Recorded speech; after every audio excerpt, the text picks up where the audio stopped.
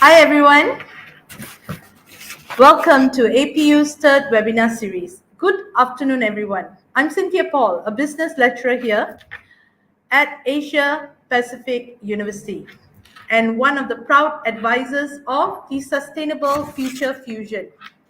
Our club is on a mission to promote sustainability and environmental awareness, inspiring action within our community. We're all about aligning with Sustainable Development Goals, SDGs, to educate and engage students in building a more diverse and sustainable future. Today's theme, it's all about SDG 2, Zero Hunger, and we're celebrating World Food Day with a focus on ensuring nutritious food for all. We are here to shine a light on the critical need to end hunger, boost food security, and promote sustainable farming practices. From reducing food waste to supporting local farmers, it's all about working together to build a world where no one goes hungry. Remember, what we eat is what we are, so let's make a conscious choice about the food we consume. And guess what? We're taking Sustainable Future Fusion online. Massive thanks to the amazing marketing team for making it happen. Get ready, everyone. We're diving into an eye-opening talk titled Sugar Rush, the sweet truth about our food and future. Now, we are thrilled to introduce our very special guest, Dr. K.S. Vasan, a publisher, healthcare advocate, and a social reformer. Dr. Vasan is a true visionary with over 14 major works under his belt, including his latest book, The White Poison, which exposes the harmful effect of sugar and pushes for a healthier lifestyle in Malaysia. As president of the Malaysian Healthcare and Physiotherapy Welfare Organization, Dr. Vasan is deeply committed to improving public health and social welfare. He's the founder of Body Fix Physiotherapy Sports Rehab Clinic, helping Malaysians regain their health. And today, he's here to share his insight on wellness, sugar consumption, and building a healthier future for all. Let's give a warm welcome to Dr. Vasan and get ready to be inspired. Hi, good evening to everyone who's listening here. Welcome to the citizens of the world. Well, today I'm going to actually tell you about what actually sugar is all about. Okay, a very simple thing that I want to explain to you that everybody is consuming sugar. Everyone in the world is consuming sugar. But do you know actually what is sugar all about? I'll explain to you what is sugar is all about. It took me about 4 years of research done with all the doctors throughout the world and visiting countries. And I have a World Health Center which actually talks about and do researches about sugar. Now, everybody has to learn about the law of attraction. The formula is sugar attraction is equal to mind's addiction.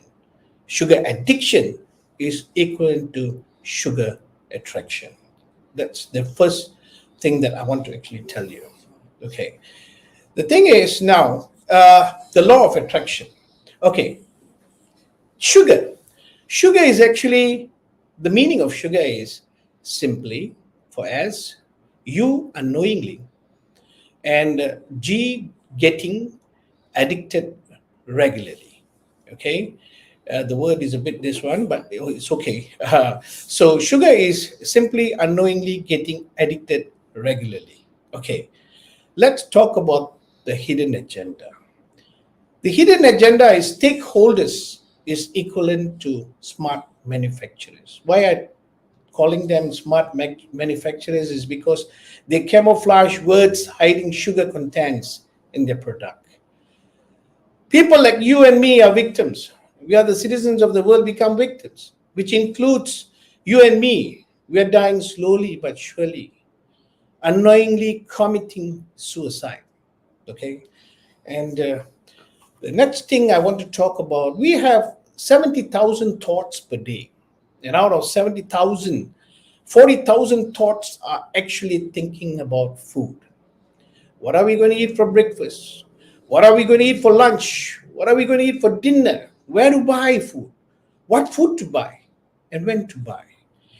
And things like this, it's going on in our mind. And do you know the obesity is the underlying root cause for various diseases, for all metabolic disorders, example diabetes, cardiovascular disease, and other things. Every year, at least 2.8 million people are dying due to complication related to excess weight. That's obesity. All the carbohydrates that you eat and drink are broken down into glucose.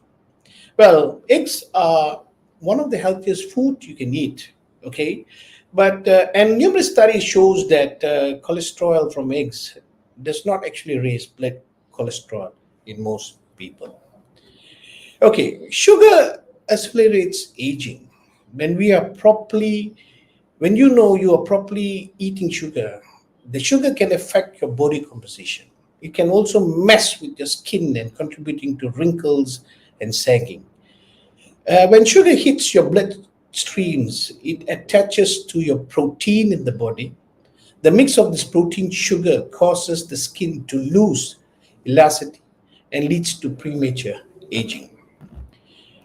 Soda drinks can cause fertility issues for women. If you are planning on having kids anytime soon, it will be prudent to put down your soda drinks. A 2018 study published, researchers nearly 5,000 couples were found were drinking one or two more soda, sweetened drinks, and every day by either a man or woman led to a lower chance of getting pregnant. That's the studies show. And in Philippines, okay, the Secretary Department of Trade and Industry has issued warning printed on cigarettes packets should also be placed on sweetened beverages in all grocery stores. Saudi Arabia became the first country to have a sin tax, which covers 100% tax on energy drinks and 50% on carbonated drinks. Energy drinks contains a high level of sugar and caffeine, which are related to obesity and diabetes and other related health issues. For the proposal of the Ministry of Health of Singapore is seeking on a total ban prepacked sugar drinks, tax on higher sugar drinks, monetary front and back labeling on sugar nutrition contents, ban on advertisement of high sugar drinks on all platforms, including social media and buses. Eating healthy breakfast is associated with improved cognitive function, especially on memory, reduced absenteeism. To eat is a necessity, but to eat intelligently is an art. Okay, now when I come to junk food, let me go back to seeing my face where I can talk with the people. Okay. Okay, So now I'm coming back on air. Okay, yeah, sure. Yeah.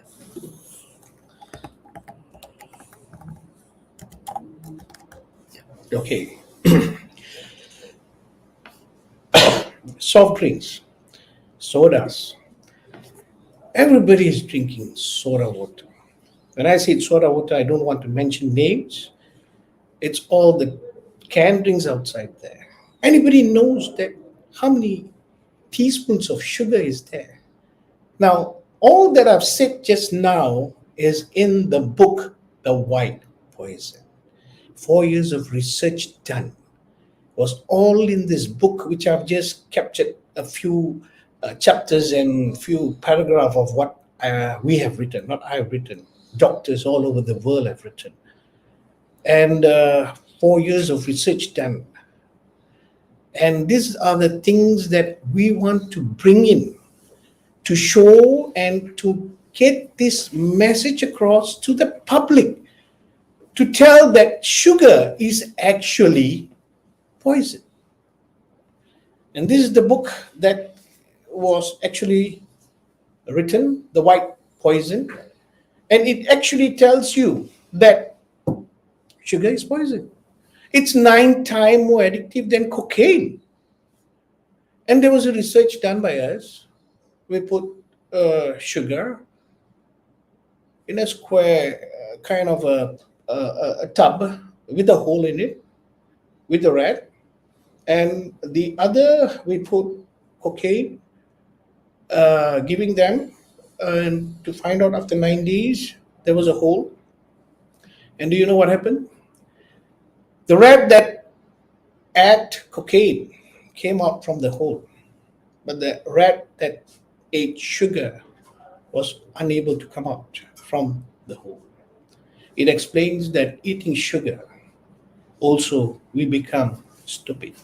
It's not actually proven by the rat, but studies have showed that eating sugar doesn't mean that drinking energy drink before going for exams that it gives us energy and makes us smart.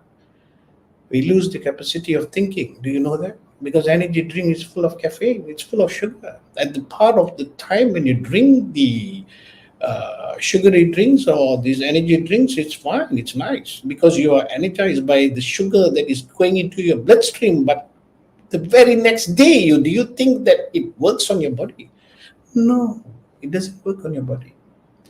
So it's a very simple thing that I'm trying to explain, that sugar harms the total amount of organs in your body. It harms slowly but surely. I've got questions here that Cynthia wants to ask me, but I'm also answering the questions that actually are in the papers, that sugar harms the total amount of organs in your body. Your liver, your kidney, your eyes. You know how many people have gone blind in the world? It's called diabetic retinopathy. It harms your eyes. A guy who was working for me, his name is Tamil, and he was diagnosed with diabetic retinopathy. He said his eyes was going blur, and we sent him to an hospital. The doctor diagnosed him for with his eyes and said he has diabetic retinopathy. He was not able to save his eyes. He became blind for 2 years. And a doctor in Malaysia was able to actually diagnose him back, operated him back again, and he's able to see within about, say, 30% to 40%. So that how effective sugar is in your body. And nobody knows about it. Nobody wants to know. Everybody goes to these stalls, sit there and eat for 24 hours. We have 24 hours in Australia. People close at 6 o'clock. You can't get food. But Malaysia, we have 24 hours where you can get and eat and eat. Do you know how much you're eating there? How many calories you're putting there? And that's why obesity rate is so high. And that's another killer that's affecting everybody. We don't check our weight. We don't know what actually is obesity. And diabetes. We're talking about diabetes. We have not spoken about pre-diabetic. Now, maybe Malaysia has 30 over million. And we are the highest in obesity and diabetic in Asia. And India, we need not have to say, the capital city of diabetic of the world. So today, the biggest thing that people really don't know is how much sugar do we need to actually take?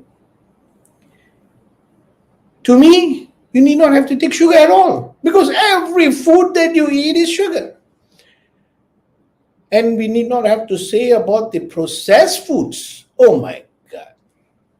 Stakeholders. You know why I call them stakeholders? They are the most intelligent manufacturers that's minting money. They are minting money. It's called a bliss point, I mean, in the book, we have written a chapter of the bliss point. And do you know the manufacturers, when they manufacture food, they don't manufacture food overnight. They manufacture within a couple of months, sometimes even takes them years to actually get the proper ingredient in that food. And the main culprit in the food is sugar, because without sugar, you can't store it. And all processed foods have sugar. And do you know how much of sugar is in the processed food? And how many of us know how to read labels? Do we understand about labels? In each product, they have labels, they have ingredients. Now, the first thing that we are asking the manufacturers, we can't deal with a lot of manufacturers. We have bodies today and authorities. We don't want to go on authorities and bodies. We are trying our level best, but it works in a very long stream. Now, the best thing is if you bring a child to a toy shop and ask the child to choose what toys he wants, he picks everything he wants. But you should be educating your child to take the proper toys so that he knows how to play with it. He knows how to handle it, and at the same time, he knows where to put the toys. So the same thing goes to, if you go to a grocery store or you go to a supermarket, you must be able to actually pick the food that you're supposed to eat. But we are not doing it. We look at advertisements. And advertisements are out there, sorry to say, most of the advertisements are too foolish. We think that advertisement, no, we look at this advertisement, it's oh wow, I've got this, I've got that. Milk powder, oh my God, I take this milk powder and I give it to my child. Oh, he has this and his brains works and he has vitamin this, but please understand, we've been doing research on milk powders.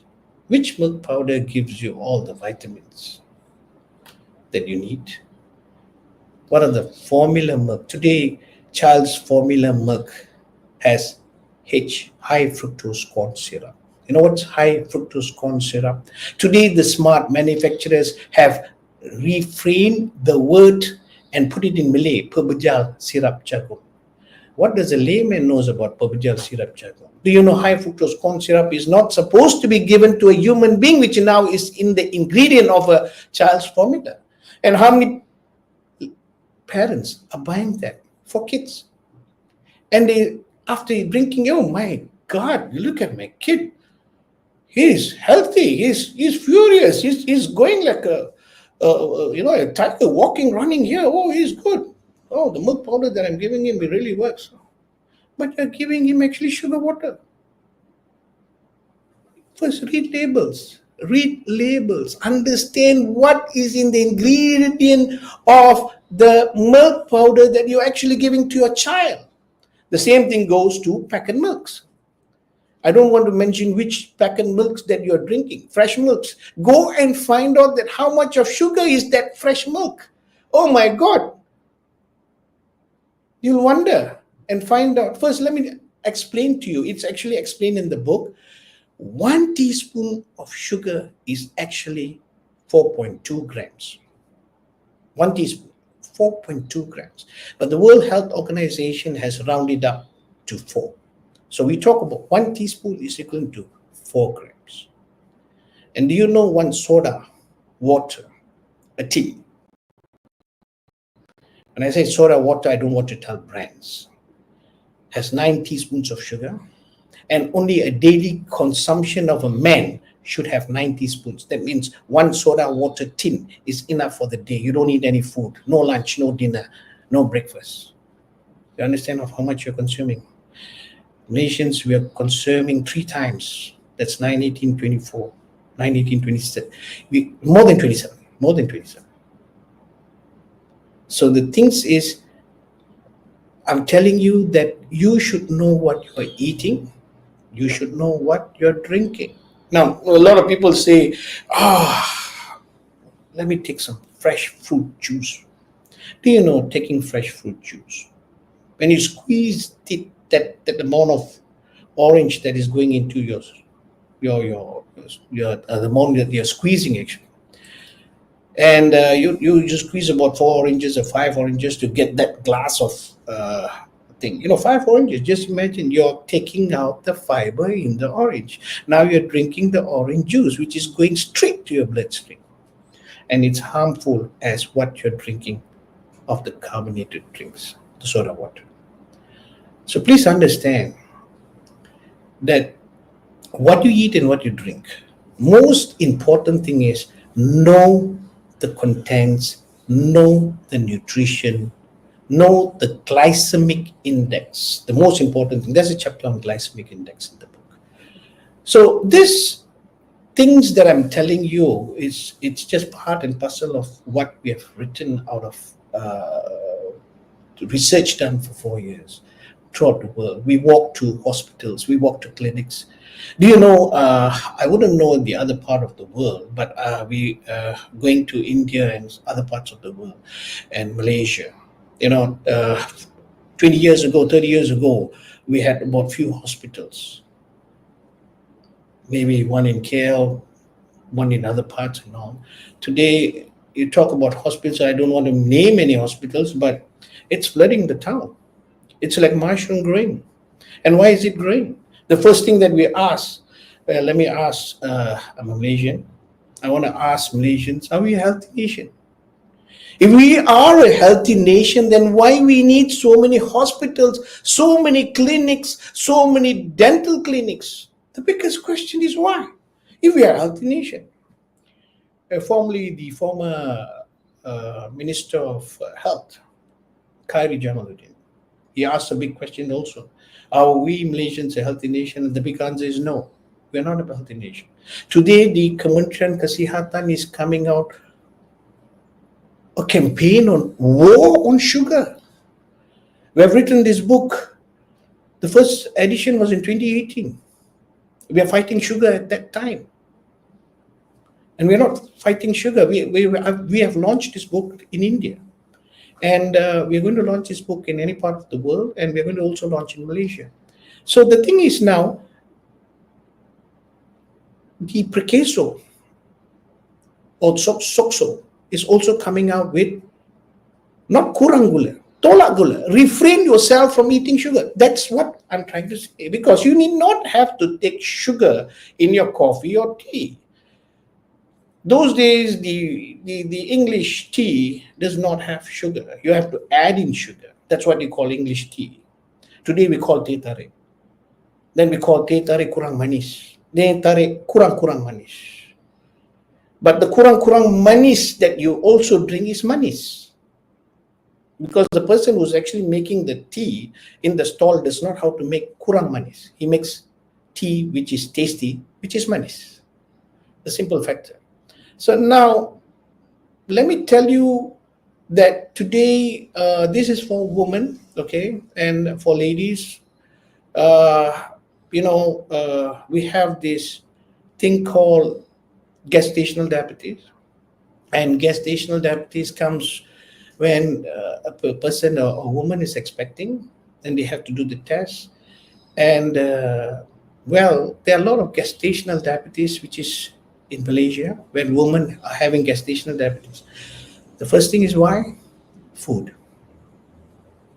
We eat the food and we don't know what we're eating. For these pregnant ladies, it's a very big question that we are asking now. Please refrain yourself from actually eating sugar. And the best thing is to refrain out of eating sugar. You don't have to eat sugar. Everything that you eat today is sugar. And I met a lady who was in PD hospital. In PD hospital, she was actually diagnosed with a lot of problems. And I asked her, what was your reason of being diabetes and you going through kidney failures and all? She said, I used to eat meat, and my favorite food was meat. I wouldn't say which meat, but meat. And a favorite drink was carbonated drinks. And today you end up in hospitals. Now, children's, not only young children's, students. The biggest problem that students are facing today is mind. The problem that today everybody thinks of food. As I was telling, 70,000 thoughts, 40,000 are actually thinking about food. Let me go back to the slide. Yeah. Okay. Can I bring you back to the slides? Yeah, let's screen share now. Okay. Okay. Now, eating a healthy breakfast. Let me just make sure. Yeah, we're sharing screen. Yeah. Okay. Perfect. Eating healthy breakfast is associated with improved cognitive function, especially on memory, reduce absenteeism. Let me tell you a story. When I was reporting, wait, I'll tell you when I see face to face. Okay, now you go on the other screen. You wanna? Yeah, no, the other thing. You wanna see the full screen? Okay. Yeah, okay. Now, let me tell you a story. When I was reporting to the Deputy Prime Minister's office, okay, and when we're doing the sugar campaign, Be Sugar Smart campaign, I received a call in the morning from the Deputy Prime Minister's office. He said, Doctor, can you come over because we have a problem here? I said, why? And he told me that, do you know in Putrajaya, there are a lot of students who are actually malnutrition. I said, yeah, really, in Putrajaya? Why is it so? He said, no, Doc, why not you go and just have a look at the schools and find out. So we have the authorities to go, and I have the authority from the schools and from the ministry. I went around the schools. Well, let me tell you that it's not easy to actually go and check the canteens in the schools, but we did. We went to one of two schools in Putrajaya. Very sad to find out that most of the foods that were sold in the canteens were more on sugary products. They have wafer chocolates made in the school canteens, sugary drinks. And we tested some of the foods were really with plenty of sugar. Sad. And the other things that we discovered is not only in Putrajaya, most of the school canteens are actually selling sugary products, sugary drinks. Do you know in Philippines, the former president Duterte, he did not allow within the 100 parameters, we're talking about 400 parameters, 100 parameters from the school. You are not to have anybody selling any product within the 100 parameters of the school. And that's the law. And the ministry finds out that somebody is selling any products within the 100 perimeters of the school, outside the school, I'm not talking inside the school, outside the school, the 100 perimeters of the school will be in problem. It will be questioned. Because vendors come there and they sell all kinds of things. And today I find I go to schools, I see within not even 100 meters, not even, don't talk about 400 meters, not even 100 meters, 50 meters of the school, I see vendors selling all kinds of ice cream products. They have also fried chicken slices. My God, and children are eating that outside the school. Now, in Philippines, not in Philippines, if I'm not mistaken, in Australia or in England, there are few schools who actually, uh, when you bring your lunchbox or you bring your breakfast or whatever it is, the school teachers, especially the nutrition, they have nutritions there. They actually check on what the children are eating. And if they find that it's not nutritious food, they call up the parents and talk to them and they call them. And I feel that universities should have universities. A lot. My simple philosophy is universities should have actually nutritions there to actually talk about what to eat, what to consume. The most important thing is you can be what you are. You can be having a degree, you can be having a diploma, you can be having a master's or whatever it is, but the most important thing is you must have a great lifestyle. You must have something to be proud of. Now, the most important thing, I'm not offending anybody, but you have a master's degree, but your size, obese, the way you look, the way you present yourself. Sometimes, let me tell you, losing about 10 pounds or 10 kilos or whatever it is, you may look better. You may look proud with that degree or master, with a proper lifestyle, health and lifestyle. So out there, people who are actually, let me tell you, are on the obesity level. We have a clinic here called Body Fix, and it's actually a Body Fix physio and also sports clinic. We'll be conducting class for obesity people who are obese, so they can come over, they can reduce their weight. We have a gym here, we have instructors here. They can come and work out, and we can also put them on a lot of programs here. We have also for children, we are going to start on 5 years and above. We're going to start a junior health and lifestyle, building up programs, bringing up children's, because it's difficult to actually get this message across this youth, because it's been actually working on it. It's like it's already in them in the bloodstream. So it's very difficult for us to actually wash the bloodstream, but we're trying. But we're talking about children. It's easy for them to adopt it because they're still young. They can talk, they can work, the brain starts working. I'm trying with my grandchildren and trying to actually take sweets and ask them to step on the sweets and say, we are not going to eat sweets.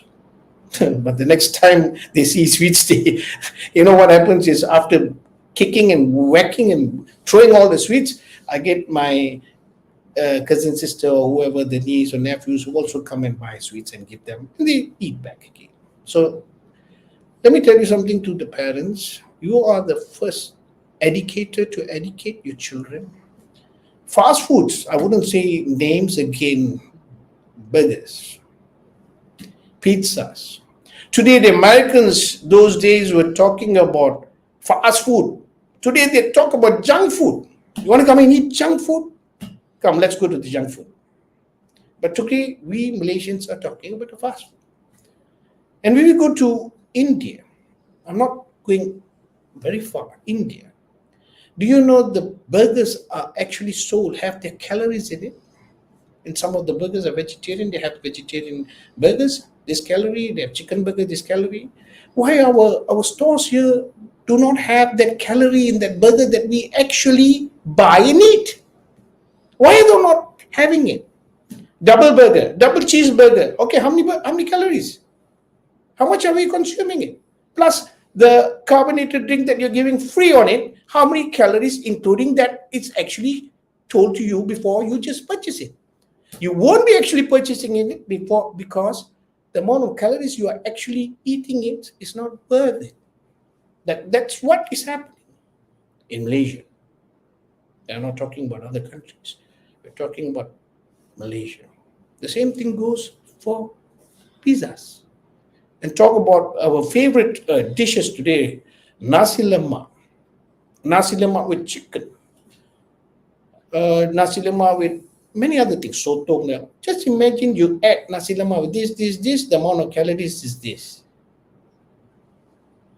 But it's not written. We go to the stall, we go anywhere. And today, every time you see in the YouTube, you see in the Facebook, there's a new recipe, there's a new restaurant, there's a new this, new that, and every time we go and spend. And where some of the Indian shop, they have 10 people eating in one big banana leaf with all the dishes in it, just amount of calories in it. What's happening? So whatever it is, these are all coming back to carbohydrates, which are actually turning into glucose, which is going into your bloodstream, and you get your pancreas to play a part. And sorry, you're driving your pancreas on the fifth gear of a Ferrari. One day it's going to be actually torn. And there is where you're going to have diabetes or pre-diabetic. So, citizens of the world, let me tell you this. I've not looked at the time. What time is it? Okay, it's still 4:34. Citizens of the world, let me tell you this. When you wake up in the bed, a lot of people don't wake up in the bed. They die in the bed. Sometimes they fall down. They get hurt. When you wake up in the bed, my first thing that I always tell my people is, you make your bed. You make sure make sure that you clean your bed, make your bed, so that you come back and sleep at night. You actually sleep on the bed that you did. That's the first discipline that you need to do. When you discipline yourself, you are disciplining your health and lifestyle. That is what we are going to be teaching the young juniors on, how to discipline yourself. So before I end this topic today, let me ask a question. Is the message across? Yeah. Now Miss Cynthia is going to ask some Okay, questions. all right, Yeah. all right. Question time. Yeah. Can I have her on Yeah. air? Yeah, she's gonna just come right now. Hi, yes, wonderful. What I really love the talk, and it's really something very true to me. All right. As I was, I mean, it's very funny when you talked about sugar and diabetics, and you talked about what we eat. It's very important, and since today is actually something to do with World Food Day. A lot of people think food is just on hunger and all that. It's also what we consume. So basically, let's unwrap the sweet truth about, from the understanding of how sugar affects our well-being to picking up some practical tips to cut back. Dr. Vasan's talk, you definitely gave us food for thought, definitely. Now it's time for diving into something more deeper. What's really on our plates and in our bodies? Got burning questions about sugar and its impact. Well, a lot of them have come up with a lot of questions. And also, if you look at the curiosity of a lot of them, who have asked for healthier choices and moving forward. Let's kick off this exciting moment by answering some of the craving questions. Ready for the sweet truth? Let's unwrap its togetherness fascinating journey.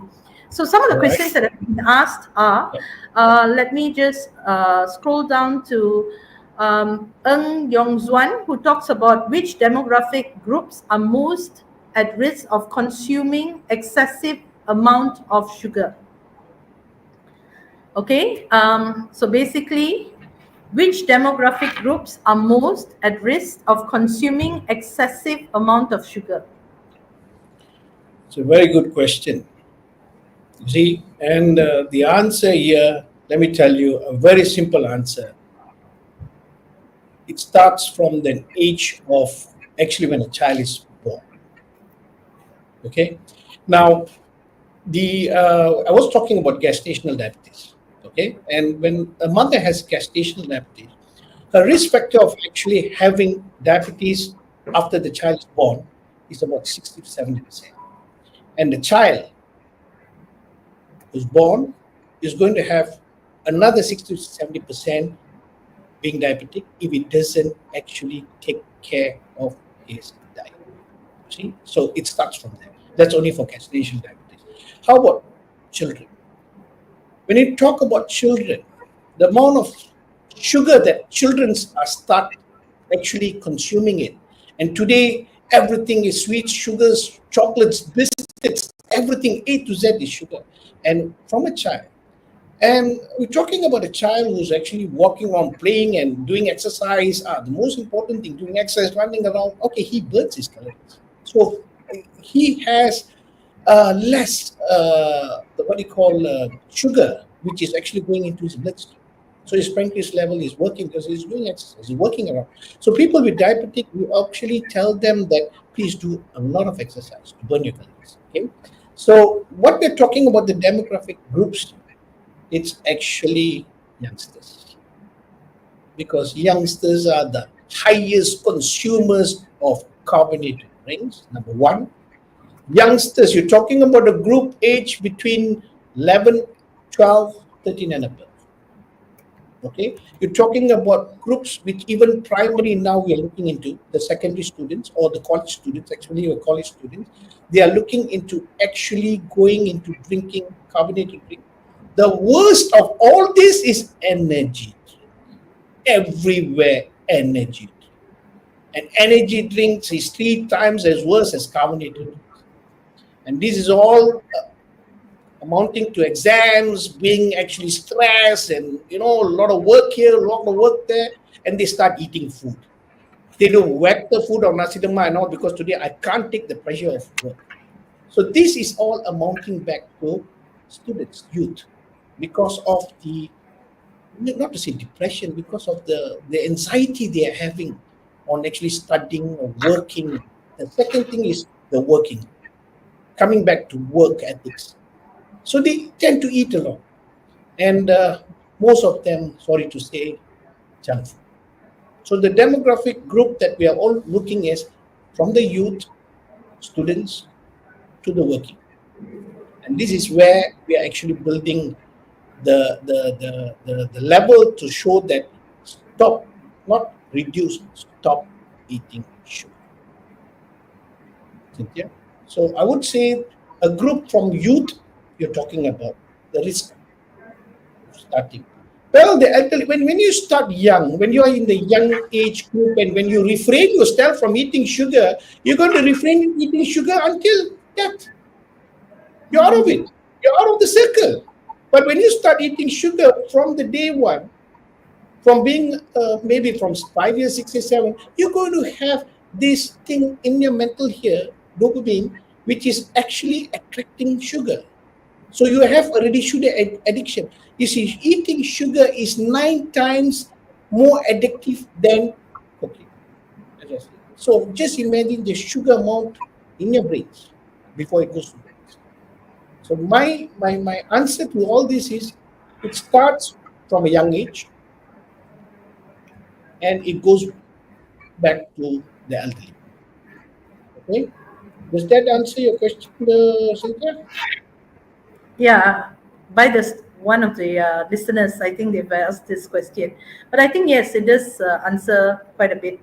One of the other person who's asked you a question is Kong, and he says that how does sugar consumption affect our overall health in long run, and what are some of the most surprising impacts to this? Okay, how does sugar consumption affects overall health in the long run? My answer is you won't know what is it actually affecting your organs. We don't know. Nobody knows today because only once we know that hey, we are urinating a lot in the night, we feel thirsty, and there are other symptoms. We go and check our with the doctor, and we go for a blood test. Then only we find out they are diabetic. That's too late. You got to be in either to be insulin, or you have to take metformin and whatever other medicine that you need to take.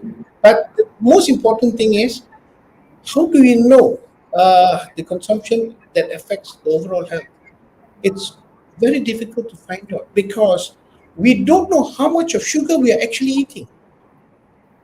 We only know when it's already affected the body with the organs, then only we know, sugar has affected us. And how bad? People go blind. They don't know it's because of diabetes, it's because of sugar.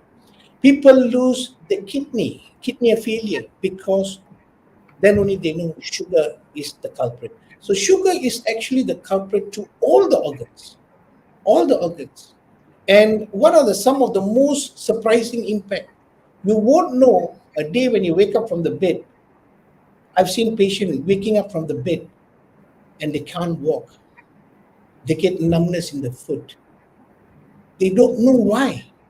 But when they go to the hospitals or clinics, they find that the sugar level is extremely high. Then they know, oh, sugar has affected me. But it's too late. That's why we are telling that sugar is poison. It is not supposed to be taken at all because whatever food that you're eating is sugar. You don't have to take extra sugar in it. So the consumption overall for health is sugar is ruining everybody's health. That's why today the KKM, Kementerian Kesihatan, is having a war. A war means war, not a battle on sugar. That is what is going on in Malaysia today. We are fighting a battle on sugar because sugar has harmed most of the citizens of the world. I won't say Malaysian citizens, because we don't know where is going to happen, what is going to happen to us, where is going to happen. It just happens. Because let me tell you one thing. Like people want to reduce cigarette because some are smokers and they say they go to doctors. He said, I want to reduce cigarettes. So the doctor says, you don't stop first. Maybe you reduce, maybe you smoke less cigarette. But how can I want to go and ask, hey, Dr. Vasan, how can I reduce sugar? How do you want me to reduce sugar? Because sugar is in everywhere. So that's what I'm trying to say. Okay, so sugar harms every part of the body, and the surprising fact is you won't know when it's going to harm. That is why I say sugar is slowly killing us, but surely. Okay, Cynthia, that answers your question. Yeah. Okay, Alright. very much. Thank you very much. This is something interesting. Alzheimer's. Somebody asked on Alzheimer's. Okay. Is it a type 3 diabetic? No. People are confused. Alzheimer and type 3 diabetic. There are a lot of questions were asked actually, in overall in a lot of countries where Alzheimer is actually like a diabetes 3. We have diabetes 1, diabetes 2, which is proven, but Alzheimer is actually related to diabetes. There are a lot of other what they call sickness which is actually related to diabetes. So when you read the book on the white poison, we have a chapter on Alzheimer. And how it's related to diabetes. You see, the sugar is actually that's why I'm coming back to saying that sugar is poison. A big question, Cynthia, when you ask me, this is a lot of people ask me. That's how I reply back to them. How this poison? When we say sugar is poison, we really mean sugar is poison. So we take a poison and keep here. And then we start and say that how are we going to drink this poison and how is it going to harm us? Definitely it's going to harm us. Okay. Answering back your question, Alzheimer, it's not a type 3 diabetes. Okay. A lot of researchers have already come up with this. It's nothing to do with that. It's not proven as type 3 diabetes, but Alzheimer is related to sugar. Consuming sugar tremendously or consuming sugar without knowing what you're consuming. And when you're in old age, not even old age, anybody can get Alzheimer. So it is related to sugar. Sugar is related to Alzheimer. But sugar and Alzheimer and diabetes is three different things. Hmm. Okay. Okay? Yeah. All right. Thank you for a very insightful All thing. right. I don't know who this person is. Yellow Hello. asked about yeah, yellow. What are the recommendations amount of sugar we need to take every day?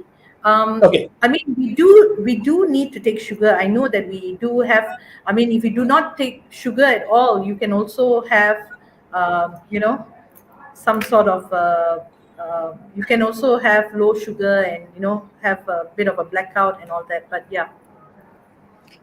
You see, the amount of, okay, first of all, the World Health Organization has recommended 6 teaspoons of sugar for ladies.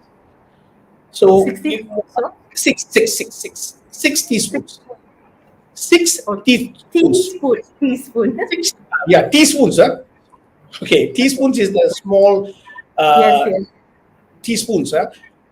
Because I'm talking, maybe some people they get the word wrongly. Teaspoons, tablespoon. The teaspoon is only 6. That means 1 teaspoon is equivalent to 4 grams, Cynthia.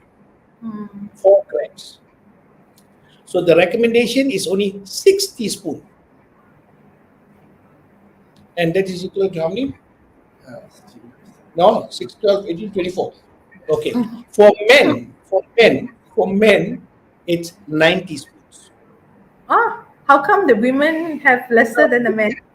Well, the thing is, according to Men work that, harder. work harder than woman. Okay, all right. But today when I go to when I go to see the gyms and all these things, I get more women working than men. The men who's Yeah. actually working. The men, you see, that's another thing that I like to tell everybody. The men who actually goes to the gym has already built their body.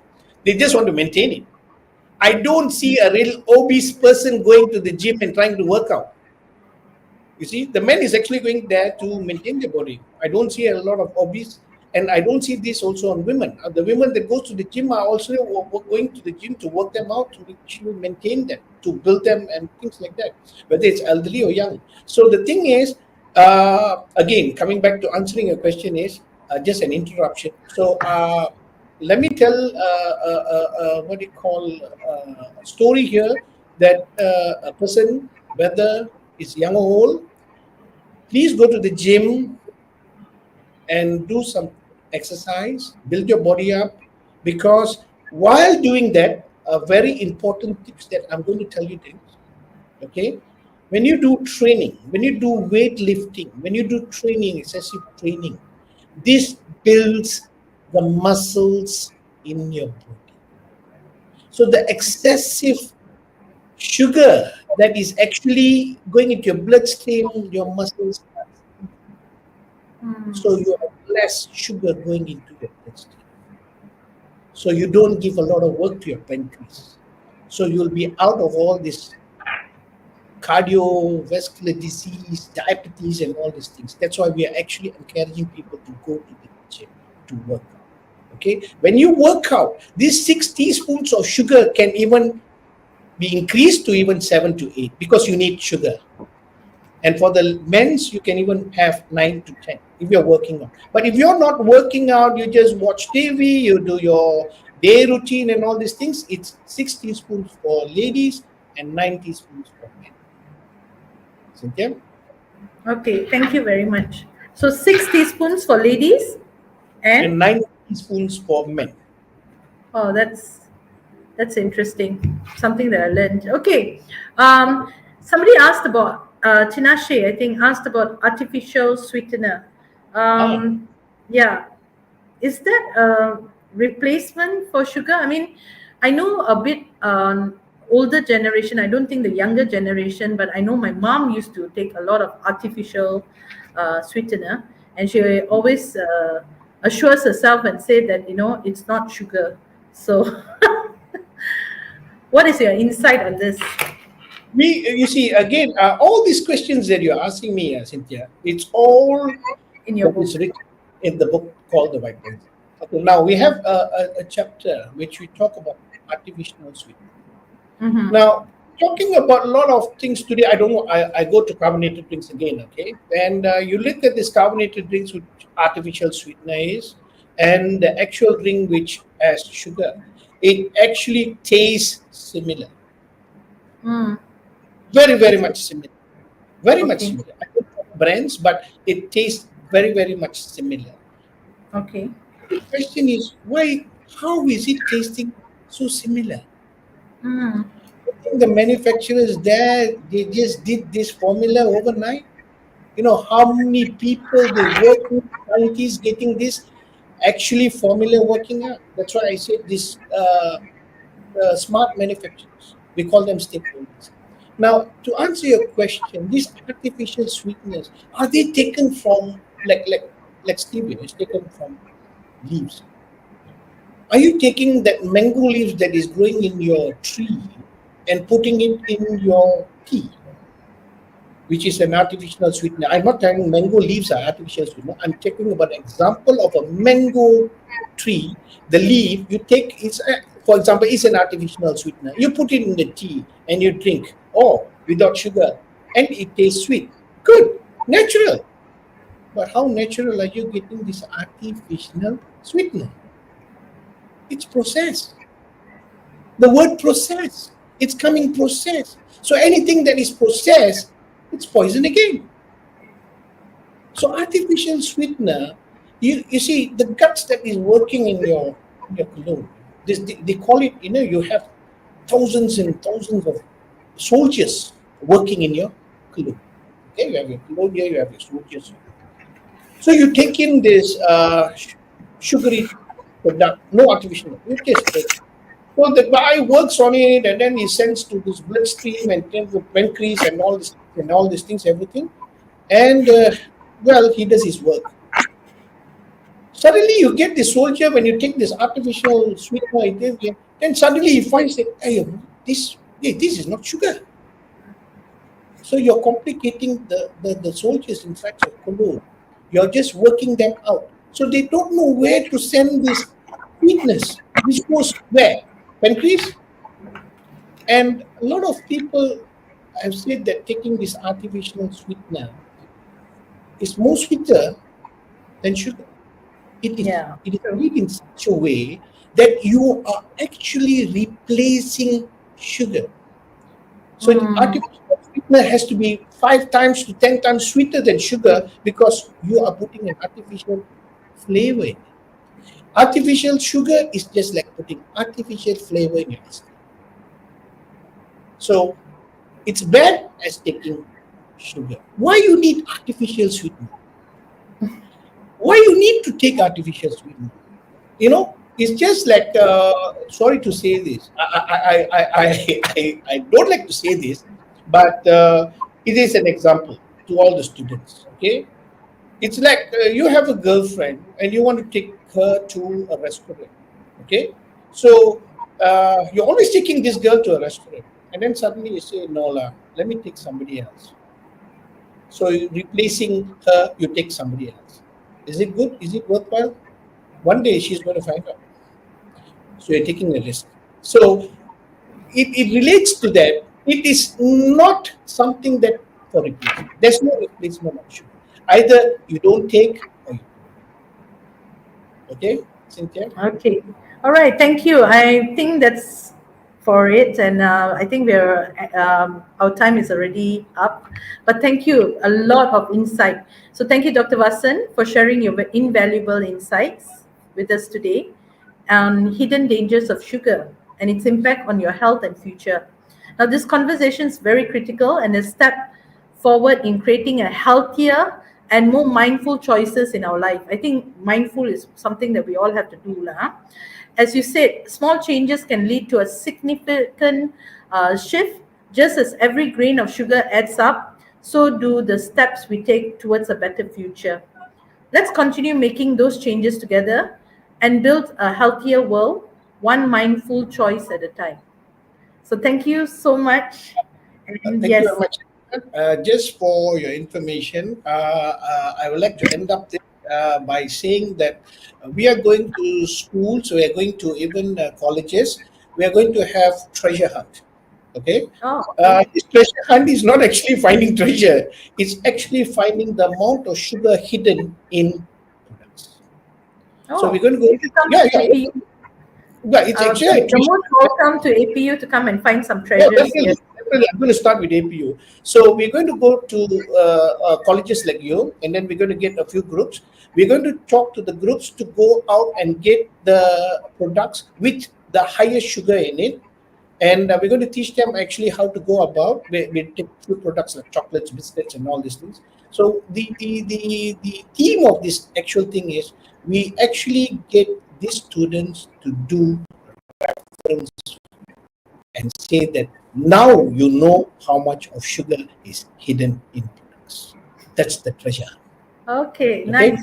Thank Thank you. you very much. Thank you very much. And I hope my message across to the citizens of the world actually has enlightened them on sugar. Please come and buy this book and read this book. Today, the book is available at $50. It's not sold at $70 because of the talk that I'm having. And I've not actually put these books on bookstores. I don't want to put it in bookstores. It's a personal touch with all the citizens of the world with us. Okay, thank you very much, Cynthia, for giving this opportunity. And I hope that you enjoyed your day with all the talks, and your students have also had the same. Right? Yes, definitely. Thank you very much and have a Thank good you. day. All Thank right, you. bye. Yeah. All right. Bye.